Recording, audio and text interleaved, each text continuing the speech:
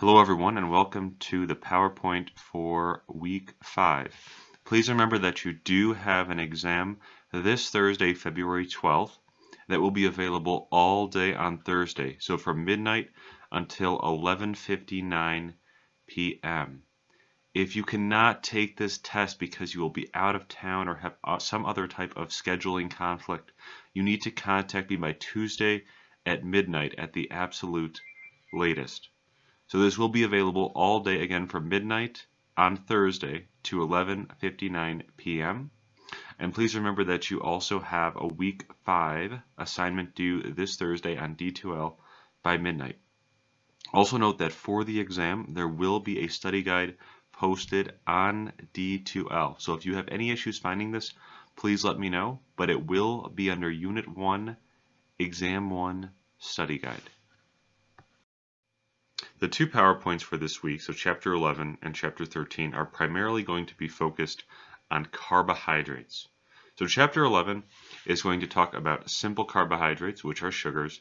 Chapter 13 will talk about complex carbohydrates, which are still sugars, but they're bunched together in longer molecules, so they're known as starches.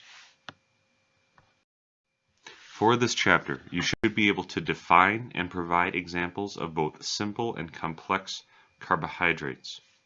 Now, there are certain health effects of healthy carbohydrate sources, and there are certain health effects of bad carbohydrate sources.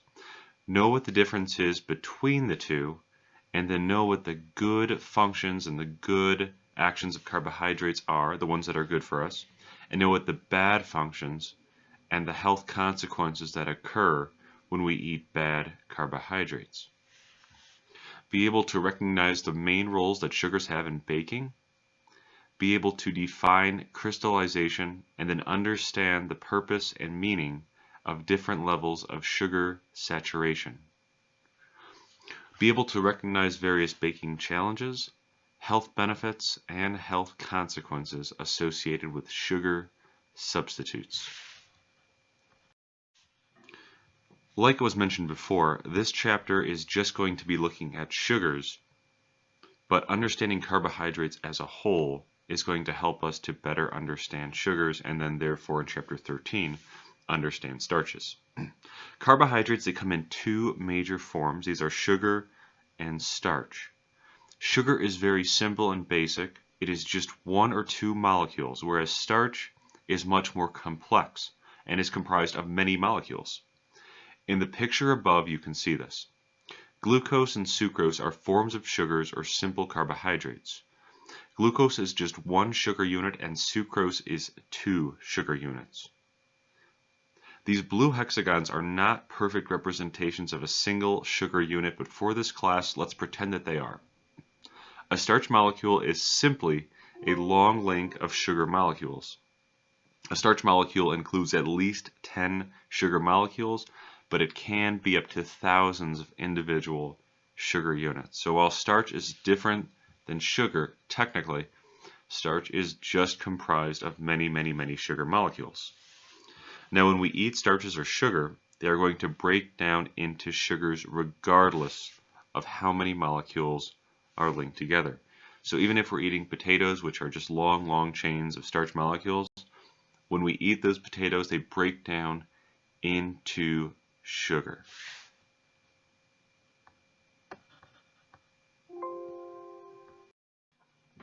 We've already discussed the concept of healthy versus unhealthy carbohydrates back in previous chapters, but it is a very important one, so we will quickly revisit it.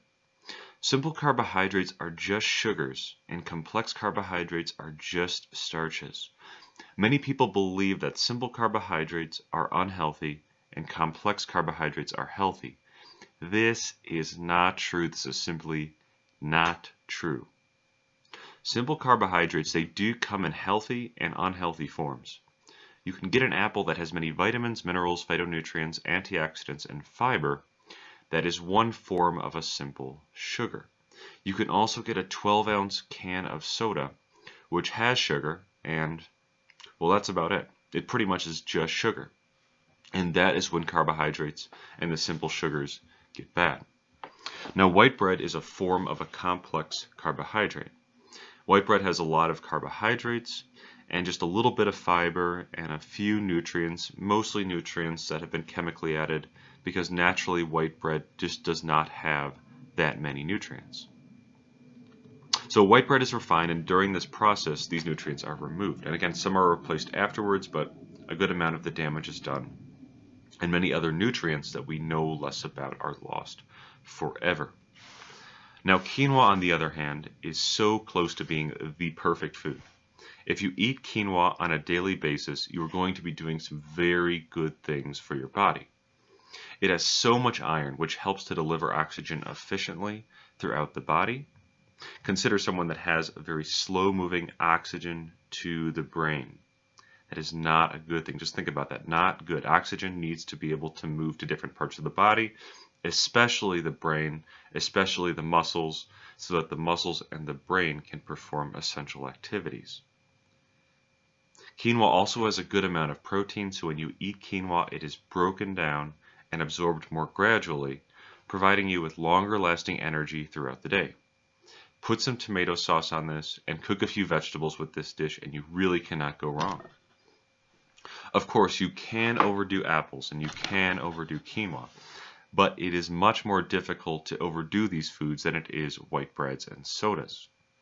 Some of this has to do with the fact that the processed sugars and grains, such as sodas and white bread, have fewer nutrients that regulate our appetite, making us more likely to overeat when we do eat these foods.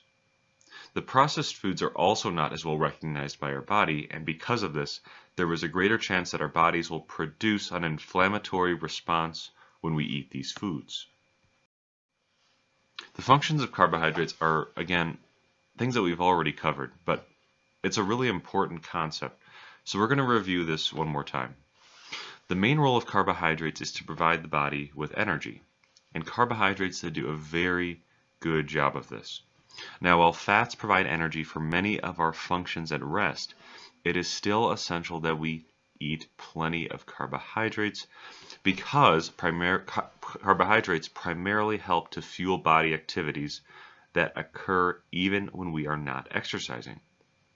If we are exercising, carbohydrates become increasingly important, regardless of the exercise that we are doing. Now, carbohydrates, they fuel high-intensity activities, so if we are lifting just one weight or doing a move that lasts 0 to 10 seconds, we may not be using carbohydrates for that exercise, but our bodies will be relying on carbohydrates when that activity is over at a higher degree compared to when we are at rest.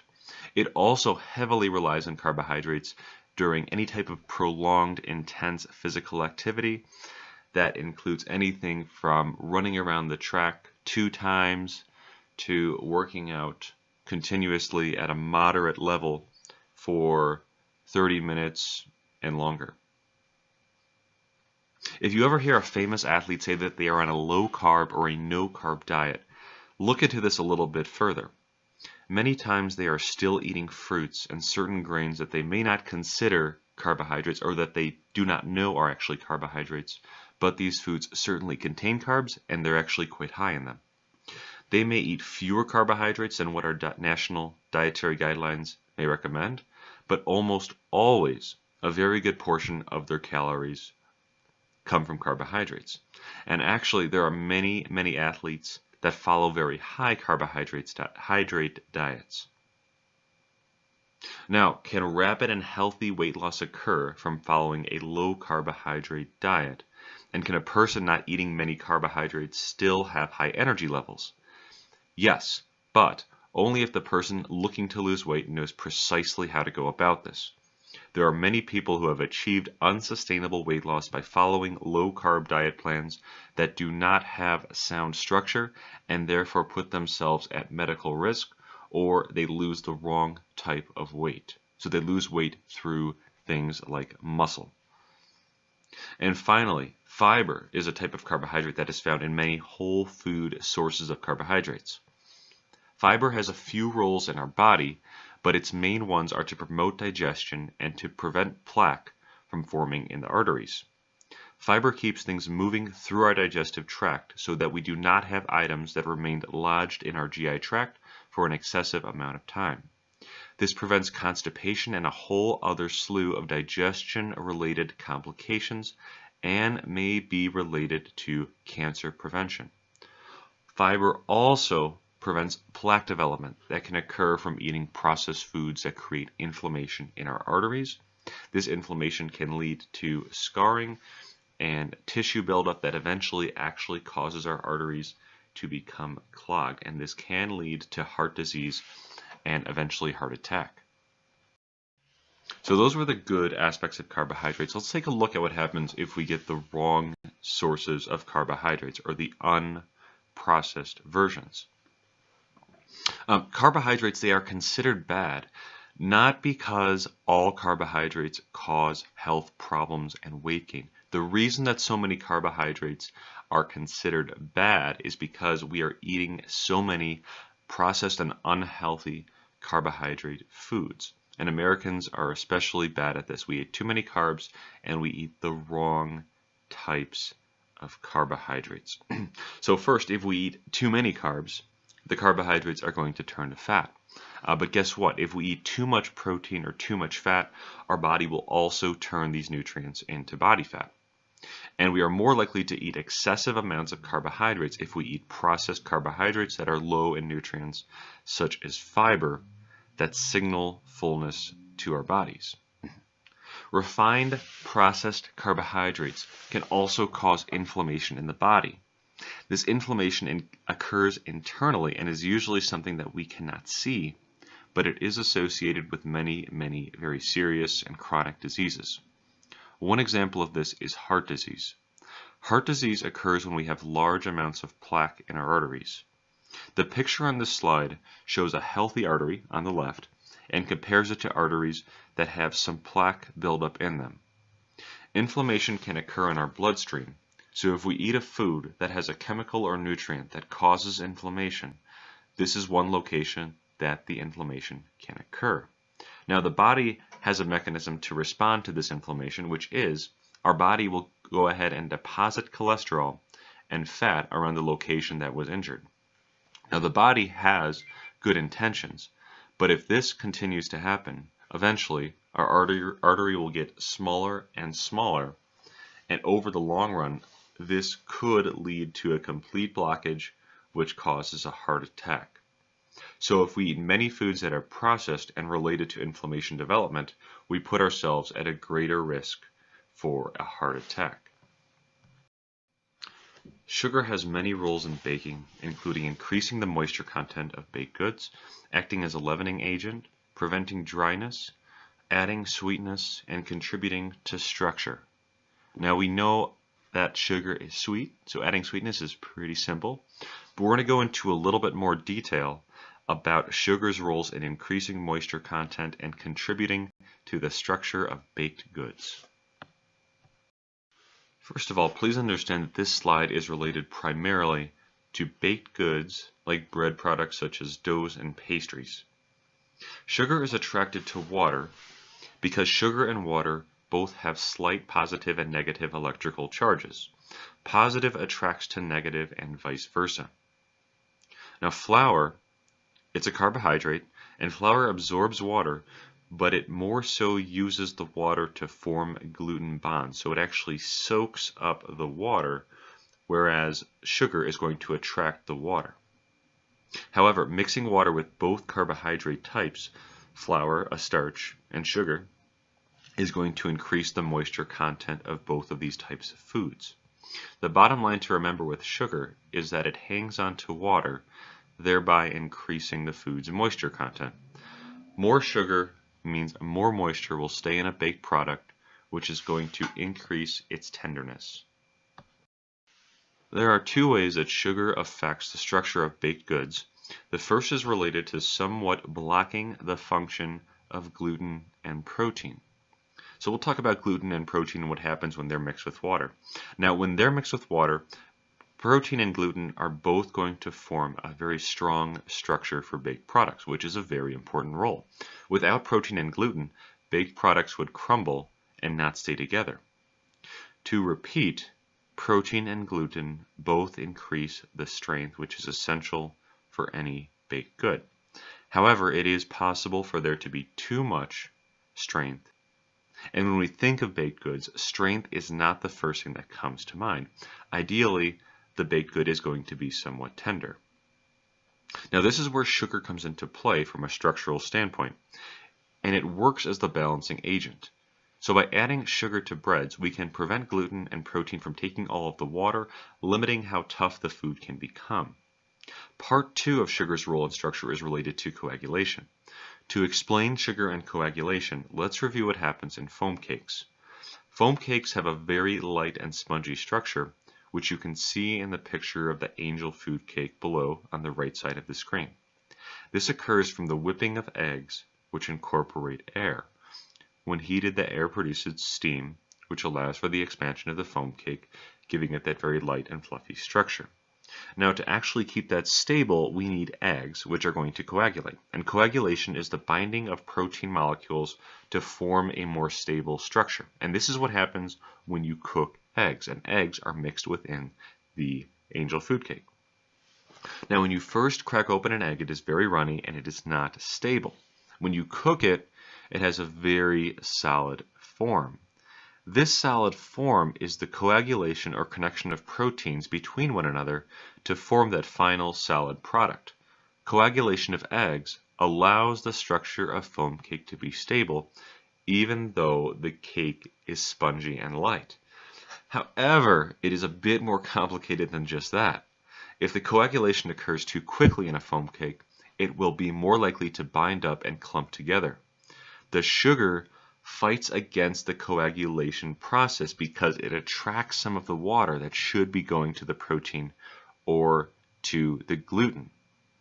So the sugar prevents the binding from occurring too early, which would not allow for this light and fluffy structure. And the binding is actually with the eggs. So the coagulation of the eggs is delayed, and it's going to allow a permanent, stable, but very light and fluffy structure. Caramelization is the browning of sugar that occurs when sugar is heated. And you do not need to know this, but this occurs when sugar is heated above 300 degrees Fahrenheit. The importance in cooking of caramelization is that caramelization produces a nutty flavor and brown color in foods. We can see this when we cook potatoes or when we toast bread. Remember that both of these foods are comprised of starches, which are simply links of sugar. So they have a similar reaction to what would occur with just sugar, the caramelization or the browning. We can also achieve the caramelization when we bake pie crusts or other pastries. To create certain sweets such as rock candy, fudge, and fondant, candies with a very high concentration of sugar, we must achieve a state of crystallization. Crystallized candies have a smooth texture on their outermost surface, and although rock candy is a bit bumpy, it is still smooth along those bumps, and very different from non-crystallized sugars, which are either chewy or brittle. The crystallization process is one that needs to be carefully controlled and given great attention to, and we will discuss what this means and how to achieve it more over the next few slides. Now, this is a complicated topic, but easily understandable if you understand the basic processes and steps that are involved in the crystallization process. Challenge yourself to stay with me over these next few slides. Crystallization is a form of saturation, which is a term that is related to a solution. So let's start off by explaining what a solution is, then describe saturation, and from here we can go on to explain the crystallization of sugars. A solution is simply a mixture of a solvent and a solute. These are both very simple concepts. A solute is a liquid and a solvent is a particle. An example of a solute is water, and an example of a solvent is salt or sugar. So we mix these two things together and we have ourselves a solution. Now there are three levels of solution. There are unsaturated, saturated, and supersaturated solutions. When we add sugar to water, there is going to only be a certain amount of sugar that the water can absorb. So we add a little bit of sugar and it is dissolved. We add some more sugar and it is dissolved. We add even more sugar and finally most of the sugar is dissolved, but then there are bits of sugar that are not dissolved that will sink into the bottom of the mixture. This describes saturation and supersaturation. Now, unsaturation means that the solvent is completely dissolved in the solute and that the solute couldn't hold more. So if we were talking about sugar and water, we would stir up sugar in the water and it would mix completely in. So all we could see is a liquid or the solution, but it is unsaturated. So we could still add more sugar and it would still mix in just fine and we would still see just liquid. Saturated is the perfect middle ground. This means that we have figured out exactly how much of the sugar should be put into the water to perfectly mix. This means that we will see a clear solution, but if we added one more tiny particle of the solvent, it would not dissolve. It would simply sink to the bottom. And this describes a supersaturated solution. A supersaturated solution occurs when we have completely mixed the solute and the solvent into a perfect solution. Saturated solution, and we would add just a little bit more of the solvent. So when we go ahead and mix all of this together, the water cannot absorb all of the sugar, so there will be small sugar particles floating around the water. Crystalline candies are surprisingly smooth and soft because although they have crystals, their crystals are very fine and tiny. The crystalline process must be carefully controlled to achieve these fine and tiny crystals. Otherwise, crystallization will result in very large crystals, which will go ahead and actually ruin the final desired product. So crystallization, it's a rather funny process. It does not make much sense, but at the same time it does, and you'll see why. To perform crystallization, we must heat the water-sugar mixture. There may be other ingredients such as fat that are used in crystallized candies for reasons other than crystallization, which will actually make the crystallization more difficult, those other ingredients that is. But that piece, the other ingredient piece, is not essential to the story. The only ingredients required for crystallization to occur are water and sugar. For crystallization, we'll mix together the solvent, which is sugar, and the solute, which is the liquid, usually water, and we'll mix these together. To create crystalline candies, we have to trick water and the rest of the candy into holding more sugar than it can actually hang on to. To do so, we create an unsaturated or saturated solution with water and sugar. We heat the sugar, and when we heat the sugar, water does a better job of dissolving sugar. Because we are heating the water and boiling it, we're actually going to start losing some of the water. However, the water is going to float up in the air. However, the sugar is not going to float up into the air with the water. It will stay back in the water that is not boiled and is not evaporated. Now, as we lose more and more water from the steaming, the concentration of the sugar becomes higher because the same amount of sugar, but increasingly less and less water. It is when we start to cool the mixture that crystallization can occur. Because when we cool the water, again, the water is not as effective at holding on to that sugar at lower temperatures. So as the temperatures of water get lower and lower, there's going to be a lot of sugar and less water. So the solution becomes saturated and then supersaturated because it has more sugar than it can hold. Now, if it is cooled too quickly, then the crystals become too large. They will form and they'll be too large. Rock candies, they can have larger sugar crystals, but most candies need very small and fine crystals. To get a finer crystal, we need a very gradual cooling process. Gradual cooling. So the cooling temperature that we bring crystalline candies to is at a relatively high 104 degrees Fahrenheit. Let's review the differences between crystalline and non-crystalline sugars. So crystalline candies are heated slowly at low temperature to increase evaporation, and the main characteristics of the crystalline candies are that they are softer, smooth, and creamy, and this is especially true for the well-made crystalline candies. Now the non-crystalline candies, they are cooked to a very high temperature very quickly to prevent crystallization, and because it's cooked very quickly, minimal evaporation of that water is going to occur. And it will also include, many times, substances that interfere with the crystallization process. And so the final product that you get, it's less of a solid, consistent form that you get with crystalline candies. Non-crystalline candies are typically chewy or brittle. Congratulations, you made it. You are through the crystalline process. Now we're going on to sugar substitutes. Now remember, sugar plays many essential roles outside of just adding sweetness in baking. Sugar is going to promote structure, it holds moisture, and then acts as a leavening agent. The chemical structure of sugar substitutes is different from sugar, so we need to consider what can go wrong when using sugar substitutes in place of sugar, and then adjust the recipe and the amount of the sugar substitutes that we use accordingly. And we'll talk about this over the next few slides. This is not a topic that we are going to cover in too great of detail, but you can use certain ingredients to boost the nutritional value of baked goods that are typically prepared with sugar by using other products. Granulated sugar is broken down by our bodies very, very quickly.